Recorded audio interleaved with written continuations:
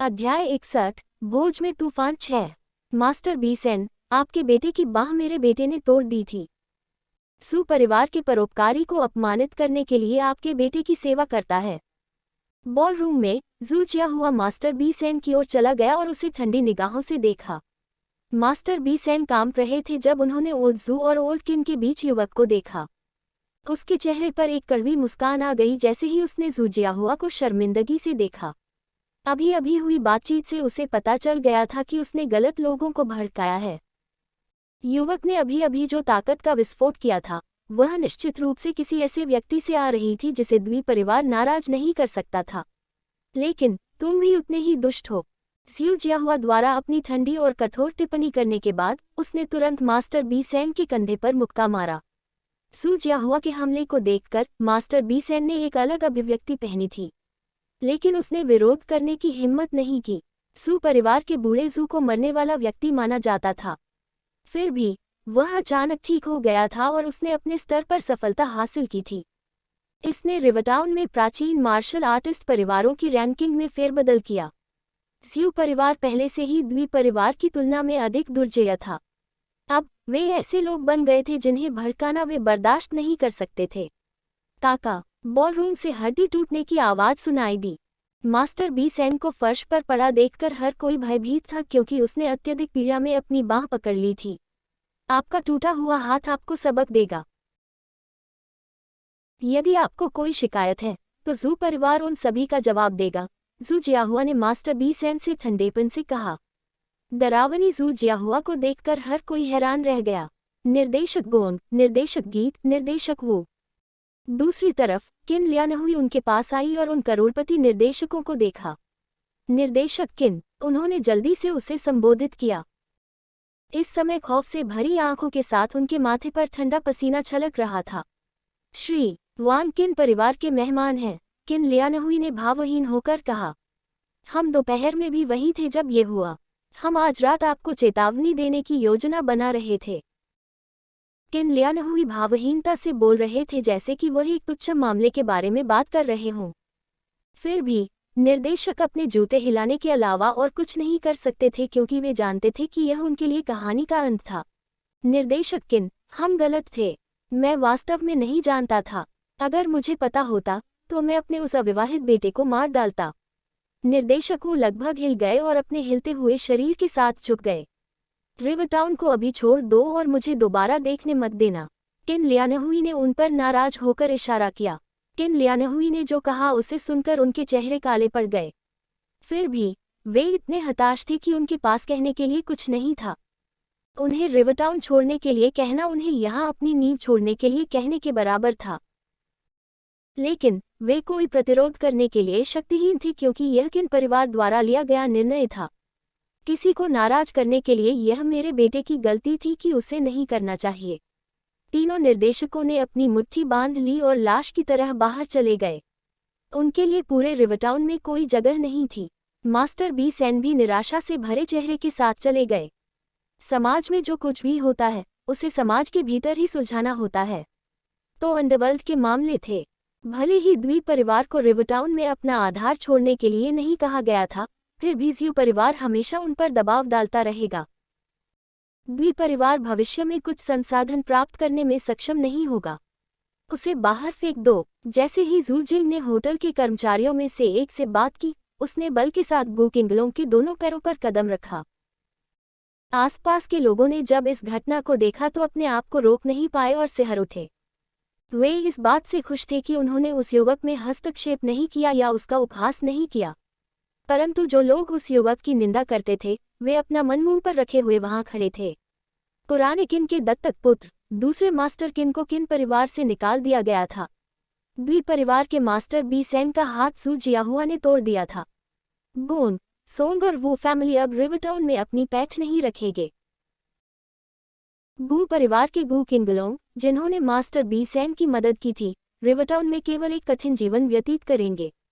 ये सब युवक को प्रताड़ित करने का नतीजा था। वे उस युवक को एकटक घूर रहे थे जो ओल्ड सू और ओल्ड किन के साथ खुशी से बात कर रहा था। कोई आश्चर्य नहीं कि उन्होंने गोंग, वू, सो और द्वी परिवारों को अत्यधिक सम्मान नहीं दिया। कोई आश्चर्य नहीं कि उन्होंने इस भोज में आकस्मिक पोशाक में आने का साहस किया। उसे परवाह करने की जरूरत नहीं थी और उसे उनमें से किसी की भी परवाह करने की जरूरत नहीं थी। ये शक्ति का प्रतीक था। क्या ओल्ड सू और ओल्ड किन भी कैजुअल वे में नहीं है? इस समय गुवान शिचेंग, जो भीड़ के बीच में था, अचंभे में था। वह उस युवक की ओर अविश्वास से देख रहा था जो ओल्ड सू और ओल्ड किन के साथ मस्ती भरी बातचीत कर रहा था। युवक के चेहरे पर मुस्कान के साथ उसे चाचा कहकर संबोधित करने का विचार, युवक के साथ ठंडेपन, तिरस्कारपूर्ण और यहाँ तक कि उसके साथ व्यवहार करने का विचार, उसे इसका बहुत पछतावा हुआ। अगर मैं सब कुछ उलट सकता तो मैं निश्चित रूप से उसे थामे रहता। निश्चित रूप से। क्यों? ऐसा क्यों हुआ? गुवान शिचेंग को बेचैनी महसूस हुई। गुवान परिवार के फिर से उभरने के लिए यह इतना अच्छा अवसर था। इस समय उन्होंने डायरेक्टर किन को अपनी ओर आते हुए देखा। वह थोड़ा उठा हुआ और डरा हुआ था। मिस गुवान, भतीजी लैन। गुवान शिचेंग ने देखा कि निर्देशक किन अपनी बेटी की ओर चल रहे थे। अंकल किन, लैन किंग्यू ने विनम्रता से उत्तर दिया। निर्देशक किन। गुवान शुकिंग ने किन लियानहुई की ओर सिर हिलाया। वे अभी दोपहर में लंच कर रहे थे। मुझे खेद है मिस गुवान, आपको कुछ अन्याय सहने दिया। निर्देशक किन ने गुवान शुकिंग से माफी मांगी। नहीं नहीं, गुवान शुकिंग ने जल्दी से अपना सिर हिलाया। जियो जियान के साथ मुझे ज्यादा नुकसान नहीं हुआ। ठीक है, वहाँ वांग शियान है। किन लियानहुई हंस पड़ी। वह गुवान शिचेंग की ओर मुड़ा और मुस्कुराया। निदेशक गुवान, हम आपके मामले पर बाद में चर्चा करेंगे। उद्धरण चिन्ह। निर्देशक किन। गुवान शिचेंग दंग रह गया। दूसरे पक्ष का मुस्कुराता हुआ चेहरा देखकर वह अचानक उत्तेजित हो गया। उसने अपनी बेटी की ओर देखा और कुछ संभावनाओं के बारे में सोचा। पियाक पियाक। गुवान शिचेंग अपनी बेटी के पास गया और खुद को उसके चेहरे पर थप्पड़ मार दिया। लड़की, ये सब मेरी गलती है। ये सब मेरी गलती है। मुझे दोष मत दो। जब गुवान शुकिंग ने देखा कि उसके पिता उसकी ओर चल रहे हैं तो वह उलझन महसूस कर रही थी। उसने धीरे से आह भरी। आखिर यह उसके पिता थे। पिताजी, मैं आपको बिल्कुल दोष नहीं देता। गुवान शुकिंग ने अपना सिर हिला दिया। मुझे खुशी है कि तुम मुझे दोष नहीं देते। मुझे ये सुनकर खुशी हुई। गुवान शिचेंग ने मुस्कुराते हुए सिर हिलाया। पूछने से पहले ही वह झिझक गया। लड़की, तुम्हारे और उस युवक के बीच क्या संबंध है? जब गुवान शिचेंग ने गुवान शुकिंग से वह प्रश्न पूछा तो लैन क्विंग्यू भी उत्तर सुनने के लिए उत्सुक थी। दोस्तों, हम सिर्फ दोस्त हैं, गुवान शुकिंग ने जवाब दिया, ये जानकर कि उसके पिता क्या सोच रहे थे। सिर्फ दोस्त। गुवान शिचेंग थोड़ा निराश हुआ। उसे उम्मीद थी कि युवक उसकी बेटी और दामाद का प्रेमी हो सकता है। अगर ऐसा होता तो भविष्य में उसे, गुवान शिचेंग और पूरे गुवान परिवार को अपमानित करने की हिम्मत कौन करता। अध्याय 62, भोज में तूफान। अंत। मैं ऊपर जाना चाहता हूँ और अपने दो दोस्तों को हाय कहना चाहता हूँ। ओल्ड किन और ओल्ड जू, कृपया अभी बात करें। भोज सामान्य दिनों की तरह चलता रहा। हालांकि माहौल थोड़ा बदल गया था, लेकिन प्रभाव उतने महान नहीं थे। ओल्ड किन और ओल्ड जू को सूचित करने के बाद वांग जियान ने अपना ध्यान बैंक्वेट हॉल की ओर लगाया और गुवान शुकिंग और लैन क्विंग्यू की ओर बढ़े। भीड़ से जानबूझकर और अनजाने में टकटकी लगाकर वांग शियान के मुंह का किनारा ऊपर की ओर झुकना शुरू हो गया।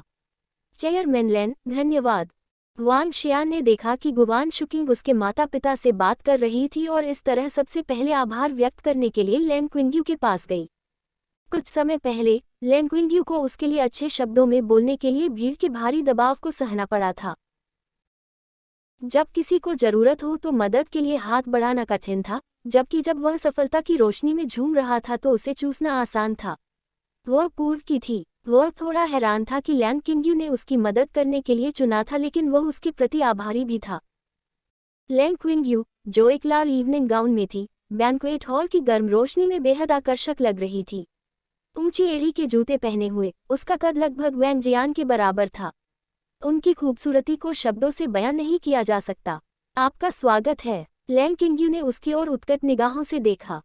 उनके पिछले मुकाबले की तुलना में उसने महसूस किया कि वांग शियान का अजीब गुण थोड़ा मजबूत हो गया था। ये बहुत दिल तोड़ने वाला है कि आपने पिछली घटना के लिए आपको धन्यवाद देने के लिए मेरे भोजन के निमंत्रण को 2 बार अस्वीकार कर दिया है। लैन किंग्यू ने उसकी ओर देखा और अपनी अस्वीकृति को याद किया। वह मदद नहीं कर सकती थी लेकिन नाखुश टिप्पणी करती थी। हे, वांग शियान अजीब तरह से हंसा। मैं वास्तव में पिछले 2 दिनों में थोड़ा व्यस्त रहा हूँ। हालांकि यदि आप एक साथ भोजन करना चाहते हैं तो आप मेरे रेस्तरां में आ सकते हैं। मैं हर दिन लगभग पूरे समय वहां रहता हूँ। मैं तुम्हें एक दावत भी दे सकता हूँ। आपका रेस्तरां महान। उसका जवाब सुनकर लैन किंग्यू ने एक फीकी मुस्कान दिखाए और सिर हिलाया। उस मामले में हमारे पास एक सौदा है। हाँ, वान शियान मुस्कुराया और सिर हिलाया। उनके ठीक बगल में गुवान शिचेंग ने अपने सिर में दर्द महसूस किया जब उन्होंने लैन किंग्यू और वान जियान को चैट करते देखा। वह स्वाभाविक रूप से जानता था कि लैन क्विंग्यू कौन थी, क्योंकि वह लैन परिवार की भावी उत्तराधिकारी थी। वर्तमान में रिवरटाउन में उनकी पारिवारिक संपत्ति शीर्ष 3 में थी। इसके अलावा लैन क्विंग्यू के लुक्स के बारे में कोई भी नहीं सोच सकता था। पूरे रिवरटाउन में वह उच्चतम स्तर पर थी। ये देखते हुए कि उसने कुछ समय पहले वांग शियान को कैसे बचाने की कोशिश की थी, वह इससे कुछ बताने में सक्षम था। जब दिखने की बात आई तो उन्हें विश्वास था कि उनकी बेटी लैन क्विंग्यू से कमतर नहीं थी। हालांकि जब पारिवारिक पृष्ठभूमि की बात आई तो अंतर स्पष्ट था। यह विशेष रूप से उनके द्वारा पहले कही गई बातों के बाद था। ये सोचकर वह और पछताने लगा।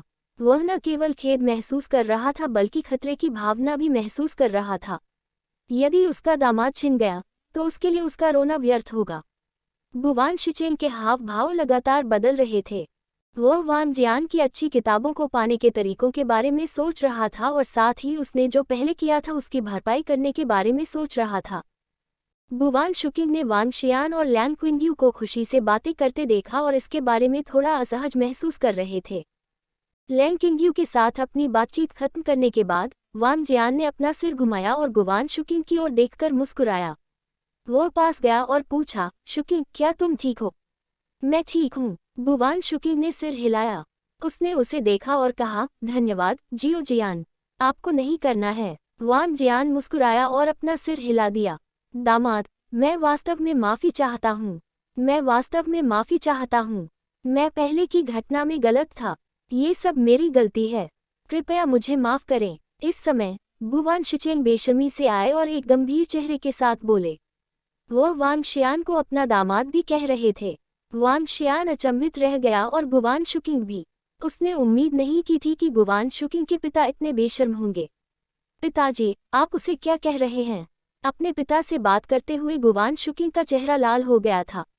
हे, गुवान शिचेंग ने मुस्कुराना जारी रखा और वांग शियान से एक बार फिर कहा, मैं पहले मूर्ख और डरपोक था। कृपया इसे दिल पर न लें। गुवान शिचेंग को देखते हुए वांग शियान अवाक रह गया। जब उसने पहली बार वांग शियान को देखा था तो उसकी तुलना में उसका वर्तमान पूरी तरह से अलग था।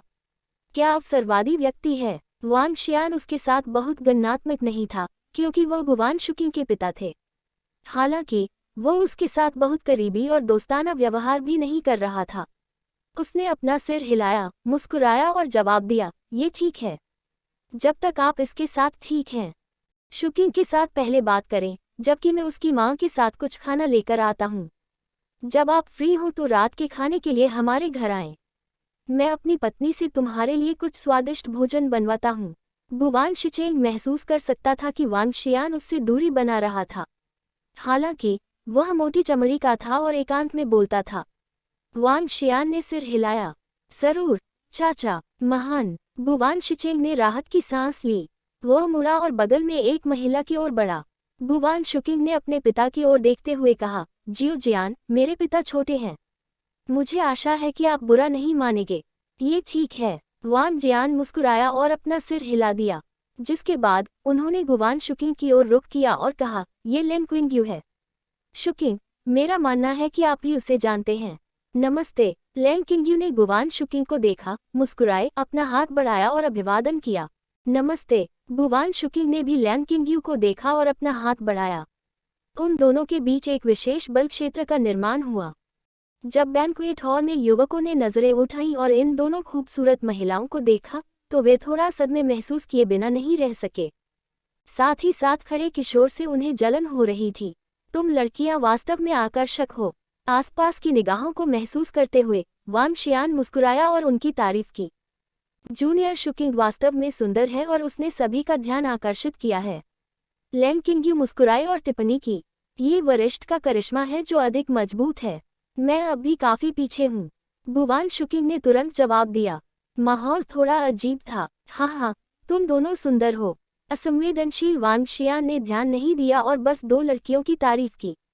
इससे दोनों लड़कियां एक दूसरे को देखकर हंसी से लोटपोट हो गईं। वांग जियान, मुझे अपने चाचा के साथ कुछ लोगों का अभिवादन करना है। यह मत भूलो कि तुम मेरे साथ भोजन करोगे, लैंग क्विंग्यू ने मुस्कुराते हुए वांग जियान से कहा। ठीक है, जाओ जो करना है करो। वांग शियान ने सिर हिलाया। इसके बाद वांग शियान ने गुवान शुकिंग के साथ ओल्ड किन और ओल्ड सुई की ओर बढ़ने से पहले कुछ देर बातचीत की। ओल्ड किन ने उसे रिवरटाउन में कुछ लोगों से मिलवाया। सरकार में काम करने वाले व्यापारी और अधिकारी भी थे। एक ऐसे व्यक्ति के लिए जो ओल्ड किन को माफी मांगने के लिए झुका सकता है, वे स्वाभाविक रूप से मनोरंजन में ढिलाई बरतने की हिम्मत नहीं करेंगी क्योंकि वे वांग जियान के साथ बातचीत करते समय मुस्कुराहट से भरे हुए थे। इस भोज के माध्यम से वांग शियान ने बहुत सारे नाम कार्ड प्राप्त किए। जब वह बैंक्वेट हॉल से बाहर निकला तो रात के 11 बज चुके थे। ओल्ड किन, ओल्ड जू, लैंग क्विंग्यू, गुवान शुकिंग और उसके माता पिता को अलविदा कहने के बाद वांग जियान अपनी भारी भरकम मोटरसाइकिल पर स्कूल की ओर चला। जैसे ही उस पर ठंडी हवा चली, वांग शियान बहुत सहज महसूस कर रहा था। आज के बाद उन्हें रिवरटाउन में एक मजबूत पैर रखने वाला माना जा सकता है। आगे क्या आएगा, खुद को मजबूत करना था। चांद चमकीला था और वांग शियान अपनी भारी भरकम मोटरसाइकिल पर वापस स्कूल जा रहा था। रास्तों के किनारे के पेड़ तेजी से उसके पास से निकल रहे थे। सड़कों पर बमुश्किल कोई अन्य लोग या कारें बची थीं। जैसे ही वांग जियान एक मोड़ पर आ रहा था, एक काली छाया उसकी ओर आकर टकराई। चीख! वांग जियान थोड़ा चौंक गया और तुरंत अपने ब्रेक पर पटक दिया। जैसे ही मोटरसाइकिल के पहिए सड़क से टकराते हैं, तेज पीसने की आवाजें फैलती हैं।